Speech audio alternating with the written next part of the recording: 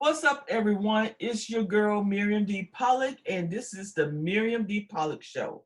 And we are here to talk about those folks down at the Pink in Chucalissa, Mississippi, otherwise known as Pink Valley, the new series from Stars. We are talking about episode 8, Murder Night, the season finale, and I am here for it, and I know you guys will be here for it too. So we start out with Montavious has Haley all hemmed up in the paradise room. You know, she admits that she has his money and he wants his money back now. Well, first she's lying about, oh, it's in the bank. And he said, who let you deposit $250,000? Which he knows she's lying, right? But then we cut to Lil Murda and Keyshawn heading to the stage, right? And they try to get things on and popping. The club is jumping. Everybody is bouncing up and down. You know, everybody having a good time. You know, liquor is flowing. It is just all laid out, right? And we cut to Mercedes. She's trying to get $1,000 out of the coach. Now, I don't understand what she's doing because the coach is like, wait a minute, I just gonna give you $10,000. If I'm giving you $10,000, I need to be a business partner in this little venture. Well, Mercedes, she don't want to hear nothing about that. No partnership. But the coach is like, well, if that's the case, then we need to put you up in a little condo, and I have a key to come in when I want to. Now, I don't know what Mercedes is thinking, right? But I remember I used to mess with this dude, and he was always asking me for a key to my house. Did you hear me? He was asking me for a key to my house all the time. And I told him, I said, key requires a key deposit. So until you start paying a bill around here, you will not have a key to my house where you can walk in and out when you get ready, right? But I don't understand why Mercedes just gonna, give somebody's gonna give her $10,000, just because she cute, she got a little shape and everything. She's standing up there with her little beaded outfit on or whatnot. $10,000 is a lot just to be looking at somebody.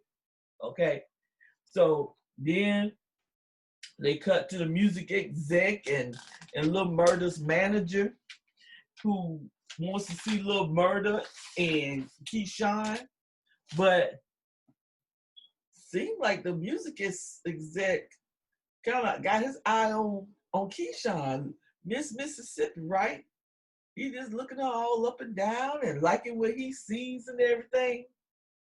And then a little bit later on, Big Boy, Maine's friend or cousin, I don't know if it's his cousin or I don't think it's his son, but anyway, he shows up to talk to Miss Mercedes, and he has the missing poster with Miss Haley on it. And then things started coming to Mercedes, and she sees this, that Haley was all nervous and upset with Montavious and going to the paradise room, right? Or whatnot. And she starts running. Looks like it's a lot of running going on in this episode. Everybody's running, right? And she looking for Clifford. She can't find Clifford. She looking for Big L. She can't find Big L. And she just running all around. And while she running around, there's a meeting going down in the VIP section, right? With Lil Murda and Keyshawn, the music exec, and his manager. And at first, he's like on Lil Murda a little bit. Yeah, we can do this and we can do that. But he's looking at Keyshawn. What I can do for you, what kind of deal I can give you. I can give you a Nike deal, And Uncle Clifford rolls up rolls in, putting his hands on people, okay? You know, being a little chummy. And little Murda basically dismisses him, right? And Clifford, he lets Mississippi know, or one of your clients waiting for you outside, and who else is it? Well, her baby daddy, Derek, the baby daddy. He watching, he looking, he lurking, and she's scared. She is scared, but she trying to get that paper. She trying to get a contract. And then not only that, she spit a couple of bars for us. She gave us a little bit of rhyming skill. Keyshawn is trying to get her ticket out any way she can. If it's Instagram, if it's little Murda, you know, this little executive is showing her a little bit of attention. She spit some bars at him, and she thinks she may be out. She may be heading out of the pink. She won't have to strip anymore. Right? And little Murda sitting there looking crazy because he dismissed Clifford, right? He's sitting there looking crazy because he know things are not going to be good the next time he talks to Clifford, right? Clifford runs back to the office, feelings all hurt and everything. He looking for everybody. He looking for Big L. He looking for Diamond. He sees stuff going on in the Paradise Room that's not supposed to be going on. So he transferring his little anger and hurt on everybody else.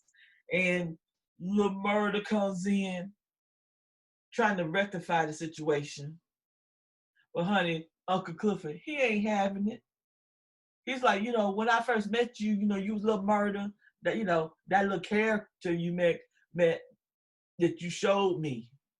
That little character you showed me, little Murda. But I thought I got to know LaMarcus. But you ain't ready.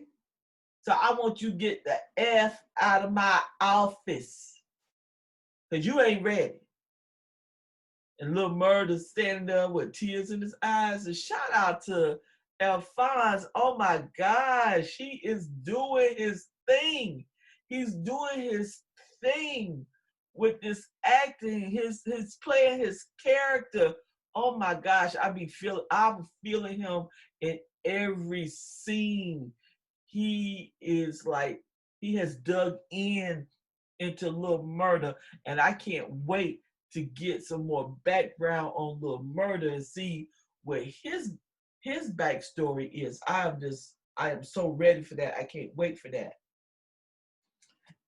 So back in the Paradise Room, there's a scuffle, right?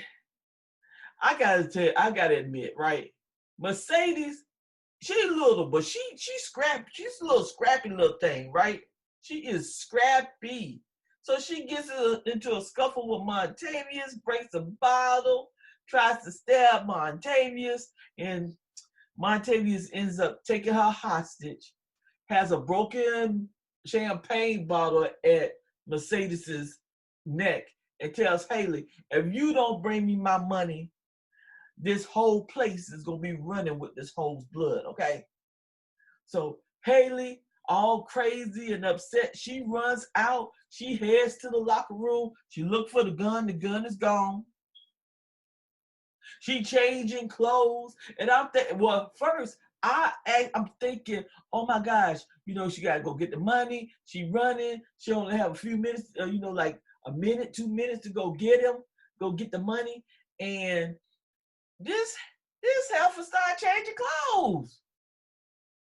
I'm like, what is she doing? Why is she changing her clothes? Oh, I see why she changing her clothes. Cause she getting ready to get the hell on. She changes her clothes, she grabs the money, and that heifer runs out and gets in the car.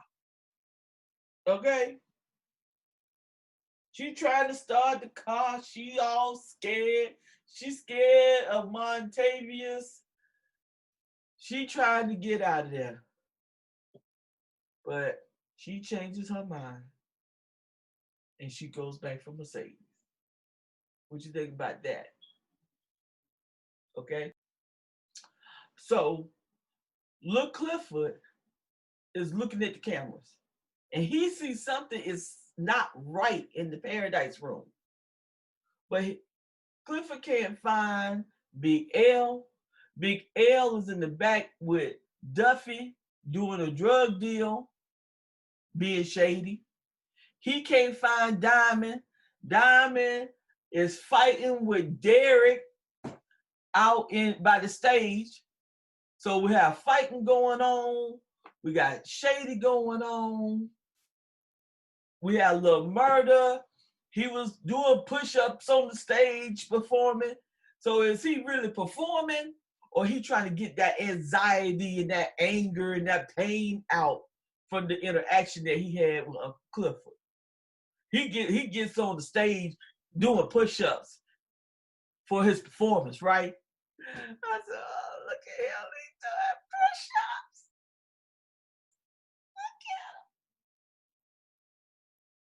Look at him. And earlier, look, I forgot to say, oh, forgive me, I'm sorry. I forgot to say this, okay? So when Lil Murda and Keyshawn go out on the stage at the beginning of the show, Lil Murda throws Uncle Clifford's blue fur jacket out for the ladies. I should have known that was not Lil Murda's jacket, right? And you know he in love. He done walked out on stage with Uncle Clifford fur jacket. Well, honey, Uncle Clifford politely snatched that jacket. He was like, oh, no, no heifer. No heifer. You will not be going home with this blue fur jacket tonight. The queen that Uncle Clifford is, right? So fast forward. I know I went out of order, but it's okay. It's all right. We're gonna catch back up.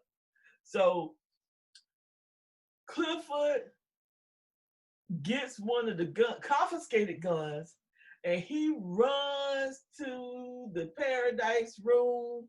Then shots ring out. And you guys know what happened in the club when you hear shots, right? It's like a herd of cattle. People are running out of the building, okay? And Clifford is in the Paradise Room, and it's Clifford and Montavious and Haley and Mercedes, and they all of them in there fighting and scuffling, and the gun sliding across the floor. Things are just like crazy. And Diamond is beating the hell out of Derek, okay? And Keyshawn rolls in and she asks him to stop, leave him alone. And then she pulls out that little pink gun. The pink gun that was missing from Haley's locker, right? She's got the gun. She's pointing at Diamond. Diamond looks at her. He is so hurt. Ooh, that boy was hurt. He is so hurt. She tells him to get off Derek. Get off of Derek. Get off of him. Pointing a gun at Diamond. And I know everybody was upset. Everybody was upset about that. I was upset about that. I was upset because she hurt Diamond's feelings. But then I really, really started thinking about it. And first I thought, well, she just didn't want Diamond to hurt her baby's daddy. But then I was thinking, well, wait a minute. She took the gun out of the locker after Derek almost choked her out and said, Get your it and let's go home. So when I saw the gun was missing, I was like, oh, wait a minute. Keyshawn gonna shoot Derek. But now she's pointing the gun at Diamond. And then I thought about what Keyshawn said to Diamond last episode. Keyshawn told Diamond, you already got enough bodies on your back. You don't need another one. That's when Diamond was telling her, if you need me to take care of Derek, I'll take care of Derek. Now, he made that offer last episode. And Keyshawn said, no, you already have enough bodies. So then I started feeling like she doesn't want Diamond to get in trouble about her. She did not want that on her conscience. Now, that's just my opinion. You guys may not agree with that, but y'all tell me and let me know what y'all thinking about that. Okay? So, Hurt, Diamond grabs his gun and he runs to the Paradise Room. But before Diamond can get into the room good, there's gunshots coming through the door. And then we see blood. Then they cut to Clifford getting his grandma ready for the auction. Now, see, they fooled me on this one because at the end of episode 7, they had everybody dressed in black. You know, I thought somebody is dead, but I thought, well, gosh, they're going to a funeral. But then, all throughout the episode 8, the one that I watched tonight, I was thinking to myself, now where's the scene where they're all dressed in black? They can't have a funeral after one day after a shooting in the Pink. Well, my answer was they were all dressed in black because they were going to the auction of the Pink. So that was my answer. So on the last scene, I am not going to tell you guys what happened at the very end. It was very interesting. But I will say this. I am happy and excited about the Pink and Katori Hall and what she's doing with these characters. You know, I like Power, but to me, I may have said this before, is, you know, Power is like shiny, real shiny. They have all these, you know, designer clothes and they drive in all these designer cars and that sort of thing. But where I grew up, it was more like P-Valley. So I really love these characters. I really connect to these characters. I knew these characters once upon a time, and I am here for it, and I am glad that their story is being told. Okay? But these are some questions. There is going to be a season 2. Yes, ladies and gentlemen. There are Patreons of the Pink. There will be a season 2. And Katori Hall, I can't wait to see what she's going to do with it. I am just all excited and I am here for it. But I have some questions for you guys to think about for season 2. First question, will somebody come looking for Montavious? How will the Pink do with multiple partners? How is that going to play out? What's going to happen with Uncle Clifford and Murda? Will they reconcile? Will something else happen? to break up the Pink family? What's going to happen with the casino? What's going to happen with Andre and his wife, Brittany? Because he flipping everywhere. So that sounds like plenty of food for season 2 of Pink Valley. Now, I know I told you guys in the last episode that I had a theory about Corbin and Uncle Clifford. And I told you guys, if they did not reveal it in this episode, that I would tell you this theory I have. The theory that I have about Corbin and Uncle Clifford is, I believe Corbin and Uncle Clifford are half brothers. It's just something about their interaction that is very, very familiar. And Uncle Clifford is protective of everyone, but there's a different feeling about Corbin. And I know last episode he told Corbin not to ever come back to the Pink again, but I think he said that out of hurt. I think Corbin hurt his feelings. And I think Corbin hurt his feelings in a way only a loved one can hurt your feelings. See, people you don't care about, they can't hurt your feelings.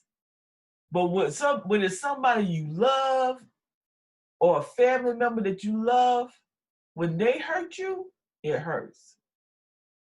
And another thing is, I know you're going to say, oh, come on now. Really? Yes, really. Both of their names start with C. So I think that the mama had a thing for names starting with the letter C. So she had a Clifford and she had a Corbin. I think that Clifford and Corbin are brothers. Clifford is the older brother. Evidently, Clifford's daddy is black, and we already know Corbin's daddy is white. Okay? And there has not been any conversation about Clifford's mama at all. We just see the grandmama, Loretta Devine playing the grandmama. And for Corbin, we know that his mama was a maid and she had an affair with Corbin's dad. So we will see what the relationship between Corbin and Clifford is in season 2. I hope they let us know what that is.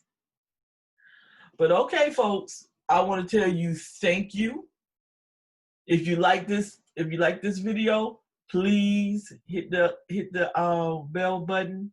Please subscribe to this channel. And I think I have some things coming up for you. I like character study. So I want to talk about these characters a little bit more deeply about their character arc, what they care about, what makes them change. I want to do that. But also, what I would like to do is talk about Chadwick Boseman and his body of work. So I'm not going to do a review of his movies, just talk about what I liked about each movie, I think. Because he was an amazing talent, and I am so saddened by the fact that he's not here anymore. But I feel that his work will live on for who knows how long. He had such an impact in such a short time.